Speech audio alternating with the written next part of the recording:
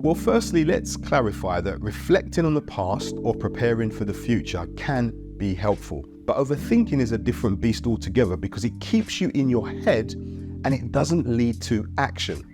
Have you ever replayed a conversation in your mind and questioned whether you said the right thing, you gave the right answers, or were polite enough at the end of a conversation? Or how about when you know you've got a future event to prepare for, like a job interview, and then you find yourself second guessing the outcome, or in some instances, imagining worst case scenarios? Well, if you have, these are examples of overthinking, which is a common experience that many of us go through every single day, which can prevent us from enjoying life and getting the most out of new experiences. So in this video, I'm going to share how to know if you're an overthinker, the impact of overthinking, and I'm going to give you 3 tips to stop overthinking so that you can reduce anxiety and avoid missing out on opportunities that life presents you.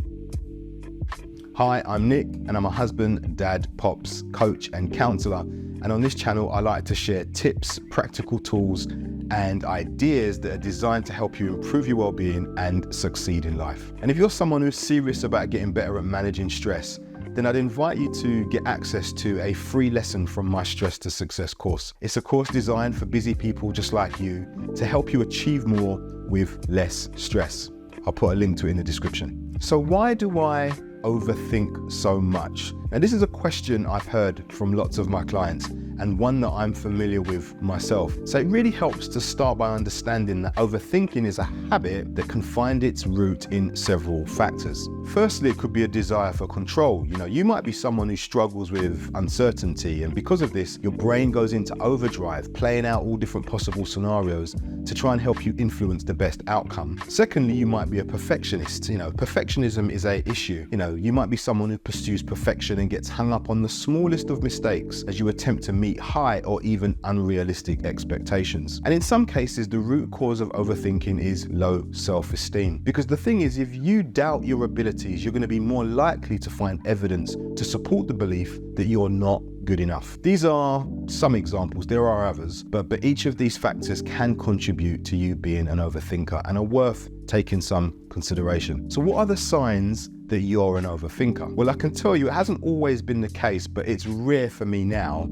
to not notice when I'm starting to overthink. For example, I recently noticed I was overthinking a difficult situation I was going through because my brain was starting to run a feedback loop that was becoming really, really unhelpful. And what I mean by it being unhelpful is that my brain was starting to repeatedly paint a picture, a bad picture, of the situation I was going through. Now, I'm not saying for a moment that the situation wasn't challenging, because it was actually really stressful. But what I noticed was that my thoughts kept leaning towards negative outcomes, and eventually it became really tiring. So to know if you're overthinking, one of the signs to look out for is to ask whether or not you are mentally tired. Do you see signs of mental exhaustion? And if you find that you're exhausted and your thoughts are consumed to the point of restlessness and distraction, then overthinking is definitely a problem that you need to address. Another sign to look out for to know if you're overthinking is closely linked to mental exhaustion. And let me just share something that happened recently just to give you an example. So I was asked to run a leadership workshop, and it was week 3 of a 6-week program. And the organization on week 3 wanted me to introduce some new people to the group. Now, I'm going to be completely honest. I wasn't confident about the decision, but because of the circumstances under which it happened, I felt I didn't really have much of a choice but to accommodate their request. So I did.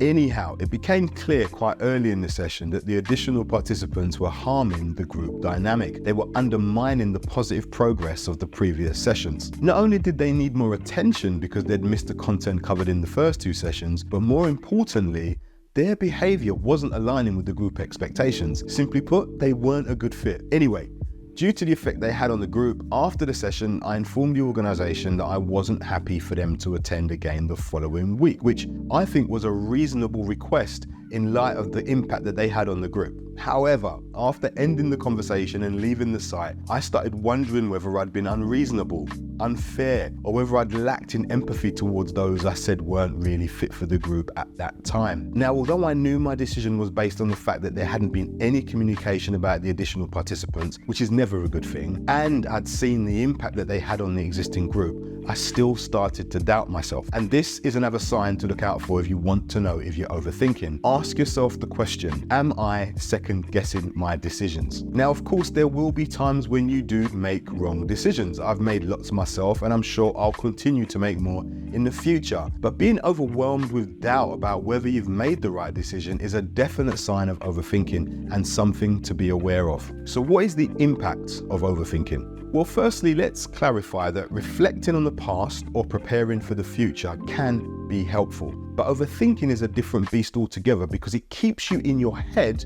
and it doesn't lead to action. You see, overthinking can take a heavy toll on your well-being, your relationships, and your quality of life.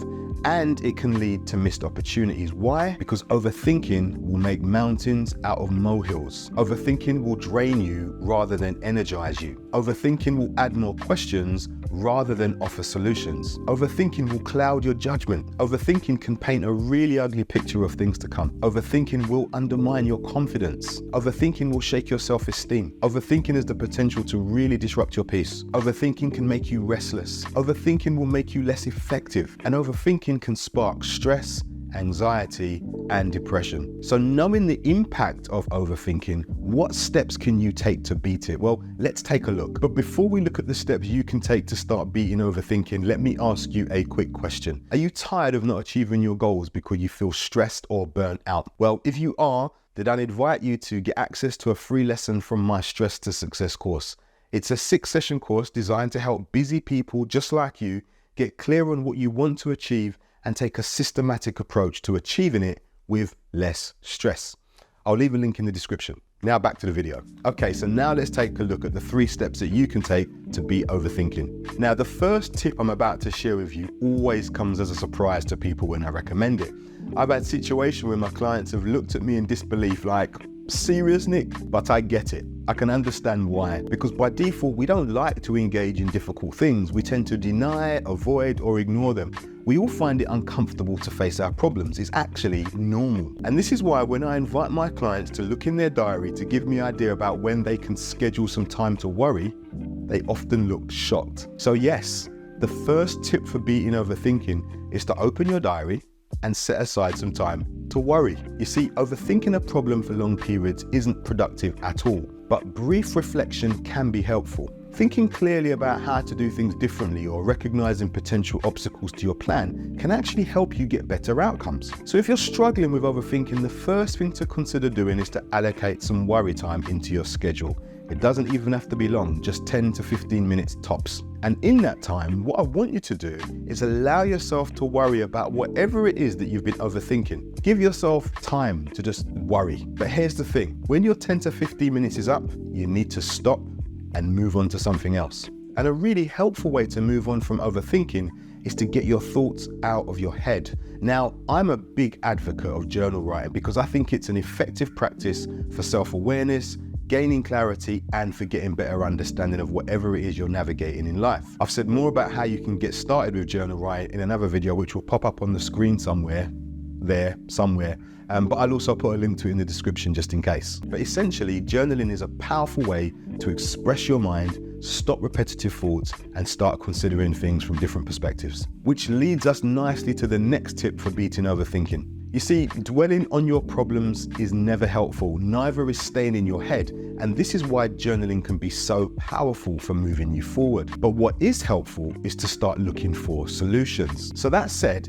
if the problem you're overthinking is something you have some level of control over, the question you need to consider is, what can you do about it? In other words, the third tip for beating overthinking is to switch your focus from dwelling on the problem to solving the problem. And a really simple way to get started is to write the problem you're overthinking at the top of a sheet of paper, and then make a list of all the ways that you could prevent, challenge, or change the situation.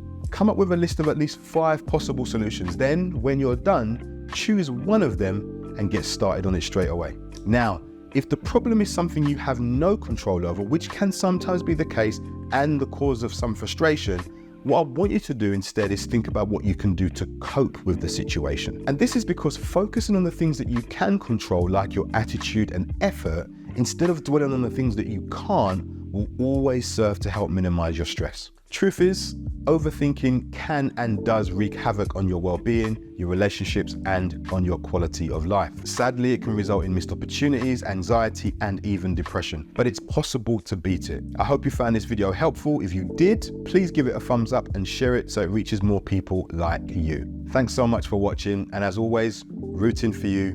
Be well.